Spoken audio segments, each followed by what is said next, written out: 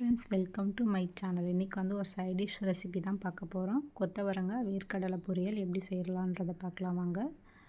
ஒரு பாத்திரத்தில் தண்ணி தேவையான அளவு எடுத்துக்கிறேன். ஸ்டவ் ஆன் பண்ணிவிட்டு கொத்தவரங்காய் ஒரு 150 கிராம் போல் நான் எடுத்துருக்கேன். அதை பீன்ஸ் மாதிரி கட் பண்ணி வச்சுருக்கேன். அதை தண்ணியில் போட்டு வேக வச்சுக்கலாம். வேர்க்கடலை, பூண்டு, வரமிளகாய் அதை பவுட்ரு பண்ணி எடுத்துக்கலாம். கடாய் ஹீட் பண்ணிவிட்டு 2 டேபிள் ஸ்பூன் ஆயில் விட்டுக்கலாம். இதோடவே 2 வரமிளகாய் கட் பண்ணி போட்டுக்கலாம். கடுகு 1/4 டீஸ்பூன், உளுத்தம்பருப்பு ஒரு 1/2 டீஸ்பூன், கடலைப்பருப்பு ஒரு 1/2 டீஸ்பூன் சேர்த்திக்கலாம். இதோட சீரகம் ஒரு பிஞ்ச் சேர்த்திக்கிறேன். கடுகு உளுத்தம்பருப்பு பொரிஞ்சதும் இதோட வெங்காயமும் கருவேப்பிலையும் சேர்த்திக்கலாம். வெங்காயம் கொஞ்சம் நல்லா வதங்கட்டும். வெங்காயம் கொஞ்சம் நல்லா வதங்கினதும் இதோடவே வந்து பார்த்திங்கன்னா ஒரு 1/4 டீஸ்பூன் போல் நார்மல் குழம்பு மிளகாத்தூள் சேர்த்திக்கிறேன். இதையும் நல்லா போட்டு வதக்கிக்கலாம்.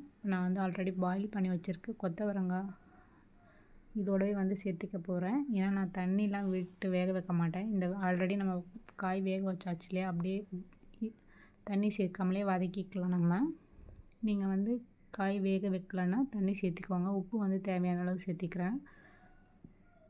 கொத்தவரங்காய் மட்டும் லைட்டாக சிறுங்கசப்பாக இருக்கும். அதனால் பாயில் பண்ணிட்டு போட்டிங்கன்னா சாப்பிட்றதுக்கு நல்லாயிருக்கும். அப்படியே போட்டிங்கனாலும் ஒரு நல்லா தான் இருக்கும். லைட்டாக சாப்பிடும்போது துவர்ப்பு தெரியும், வேறு ஒன்றும் இல்லை. இப்போ வந்து பார்த்திங்கன்னா கொத்தவரங்காய் நல்லா பாயில் ஆகிடுச்சு. இப்போ இந்த டைமில் வந்து தேங்காய் துருவல் சேர்த்திக்கிறேன். ஒரு 2 பல் தேங்காய் துருவல் சேர்த்திக்கிட்டேன்.